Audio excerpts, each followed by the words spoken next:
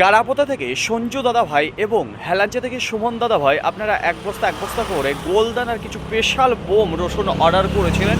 তো সেই রসুন নিয়েই আমি বাস স্ট্যান্ডে দাঁড়িয়ে রয়েছি। আমার এখানে সকাল 7টা নাগাদ পালকি বাস এসে পৌঁছাবে, যে বাসে আপনার রসুন আমি তুলে দিচ্ছি। আপনাকে বলবো আপনার ওখান থেকে সঠিক সময় নিজের দায়িত্ব সহকারে এই রসুনের বস্তা নামিয়ে নেবেন। তো আপনাদের জন্য কি কেনাকাটা করেছি এক ঝলক দেখাবো।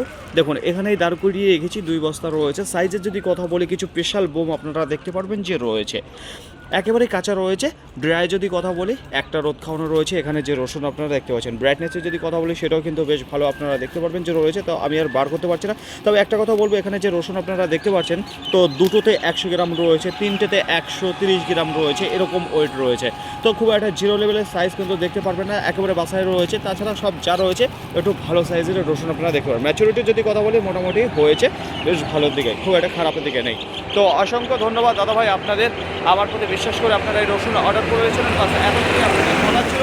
আজকের মতো গুড বাই।